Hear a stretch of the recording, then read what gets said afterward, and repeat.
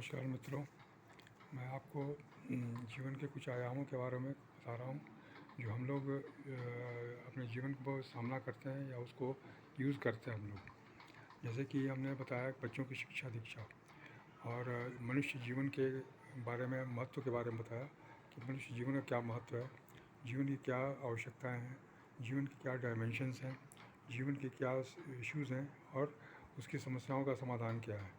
ये सब मैं आपको चर्चा कर रहा हूँ। इसकी चर्चा कर रहा हूँ क्यों कि हम जीवन के बारे में कुछ नहीं जानते।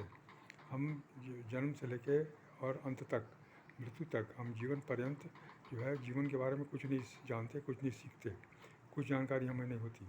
जो भी समस्याएं आती हैं, जो भी बाधाएं आती हैं, उसको हम ईश्वर प्रदत्त मान के स्वीकार कर लेते हैं और उससे उलझते रहते हैं, उससे जूझते रहते हैं, उसको हल करने की कोशिश नहीं करते कभी, क्योंकि हमें हल पता ही नहीं। हम समझते हैं कि ये सब सबके साथ जन्मजात समस्याएं हैं, इसलिए समस्या तो हमेशा रहेगी ही रहेगी, इसलिए हम उसको स्वीकार कर लेते हैं और फिर तकलीफ बढ़ने पर हम वही कोसना शुरू करते हैं, सभी को कोसना शुरू करते हैं अपने के अलावे। यह बहुत ही गलत विचार है। हमें अपनी जानकारी को बढ़ाना चाहिए, हमें अपने बुद्धि को बढ़ाना चाहिए, अपनी शिक्षा दीक्षा को बदलना चाहिए। हमारी शिक्षा दीक्षा ऐसी होनी चाहिए जो जीवनोपयोगी हो। हमारे बच्चे या जो भी इस शिक्षा प्रणाली में जाए वो जीवन के बारे में समझ सके, जीवन क्या है, जीवन का क्या महत्व है। हम जीवन को ऐसे ही अफरा तफरी में बिता देते हैं, आलतू फालतू कामों में बिता देते हैं, गलत कामों में बिता देते हैं और हम उसका महत्व नहीं समझते।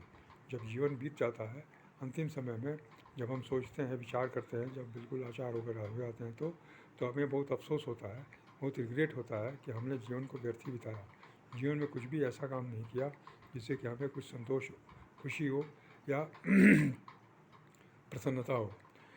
यह बहुत ही विचारणीय चीज़ है और यह हर इंसान को सोचना चाहिए इसके बारे में और इसके बारे में समझना है। आज पुस्तकें जो है हमें नई शिक्षा प्रणाली की, वो इस बारे में हमेशा प्रेरित करती रहती हैं, हमेशा हमारे दिमाग को कंडीशन करती हैं ताकि हम हमेशा जीवन के बारे में अच्छे से अच्छे ढंग से सोचें, बेहतर ढंग से सोचें, उसके इस्तेमाल के बारे में सोचें, कैसे हम जीवन का इस्तेमाल सही ढंग से करेंगे और क्या करना होगा हमको, दूसरों को कैसे मदद करनी होगी, दूसरों को कैसे सहायता करनी होगी, दूसरों को कैसे आगे बढ़ने में मदद करनी पड़ेगी। हम जो भी काम करें वो विकास के लिए करें, आगे बढ़ने के लिए करें, वृद्धि के लिए करें, न कि एक सुरक्षात्मक कवच के लिए करें। ये सुरक्षात्मक कवच जो होता है मीठा जहर की तरह है, यह बहुत ही खतरनाक है, देखने में बहुत आकर्षक लगता है, लेकिन यह बहुत ही हानिकारक है। यह हमारे कुंठाओं को जन्म देता है, हमारे पूरे क्षमता को समाप्त कर देता है, हमारे पूरे गुणों को दबा देता है। इसलिए हमें इससे अवश्य बचना चाहिए और बच्चों को बचाना है। बच्चों को फ्री दिमाग देना है, एक आज़ादी देनी है मानसिक रूप से, ताकि वो सही काम कर सकें, एक डिसिप्लिन लेकिन अनुशासन के साथ, लेकिन एक स्वतंत्रता के साथ, ताकि वो सही ढंग से अपना निर्णय ले सकें। जो भी निर्णय ले उसकी जिम्मेदारी वो खुद ले, इस बात के लिए उनका एहसास होना चाहिए।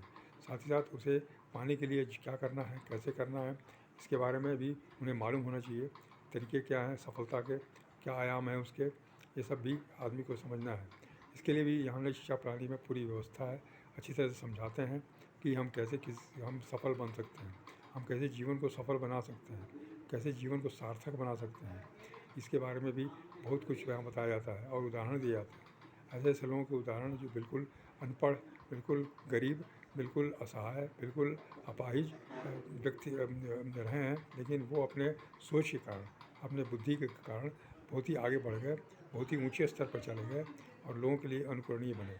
यह सुनने के बाद, देखने के बाद हम जितनी भी सफलता की कहानियाँ सुनते हैं, पढ़ते हैं, उससे हमें प्रेरणा मिलती रहती है, दिमाग हमारा कंडीशन हो जाता है। इसलिए ये भी एक बहुत आवश्यक अंग है कि हम सफल लोगों के कहानियों को पढ़ते रहें, सक्सेस स्टोरीज़ को हमेशा सुनते रहें और देखते रहें, ताकि हमें हमेशा सफलता के बारे में दिमाग जो है काम करे। क्योंकि जो भी दिमाग में रहेगा वैसे ही हम काम करेंगे, जो भी दिमाग में रहेगा वही विचार हमारे लिए काम करते हैं। अभी तक असफलता के विचार काम करते थे, अकर्मण्यता के विचार काम करते थे, मध्यम वर्गीयता के विचार काम कर रहे थे। अब सफलता के विचार काम करेंगे, अब आगे बढ़ने के विचार काम करेंगे, योग्यता हासिल करने के विचार काम करेंगे, ऊंची से ऊंची ऊंचे से ऊंचे कार्य, ऊंचे से ऊंचे, अच्छे से अच्छे कार्य करने के विचार काम करेंगे। यह हमारे ऊपर डिपेंड करता है कि हम किस तरह का चुनाव करें। चुनाव करने का अधिकार हमारा है और वो अधिकार हम का इस्तेमाल हम अच्छी तरह से कर सकते हैं। ये बहुत ही आवश्यक है हमारे लिए और बच्चों के लिए, क्योंकि समाज बहुत ही नीचे की तरफ जा रहा है। समाज को बचाना, समाज को बेहतर बनाना, ये हमारा ही कर्तव्य है, हमारा ही ये दायित्व है। अपने को बेहतर बनाना, परिवार को और समाज को, फिर देश को, ये बहुत ही आवश्यक है। और इसके लिए हमें इस अवश्य सोचना है, जो भी यहाँ बुराइयाँ हैं, जो भी नेगेटिविटी हैं, उसको हमको हटाना है।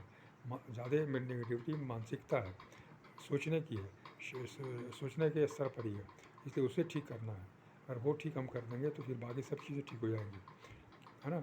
इसलिए हमें हमेशा अपने सोच पर विचार करना चाहिए और लोगों को भी इसके बारे में बताना है कि वो भी अपना सोच पर विचार करें, सोच को बेहतर बनाएं।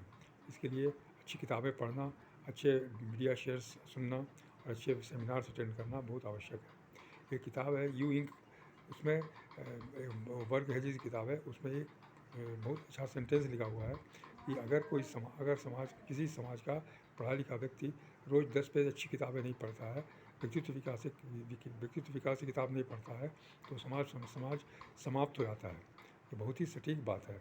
अगर हम नहीं पढ़ इस तरह किताबें पढ़ेंगे तो समाज समाप्त हो जाएगा, देश समाप्त हो जाएगा। और उसमें ये भी लिखा है कि अगर कोई ऐसा नहीं करता है तो ये बहुत ही शर्म की बात है, ये राष्ट्रीय शर्म की बात है कि हम पढ़ लिख कर भी इस तरह की किताबें हम नहीं पढ़ते हैं, अपने दिमाग को सही दिशा में नहीं ले जाते, दिमाग में सही जानकारियाँ नहीं डालते हैं। तो बहुत ही निंदनीय है, बहुत ही शोचनीय चीज़ है। हमको इसको करना ही है, ये हमारे लिए बाध्यता है। फिर और भी आगे आपसे बात करूँगा तो और कुछ आयामों के बारे में। तब तक के लिए नमस्कार।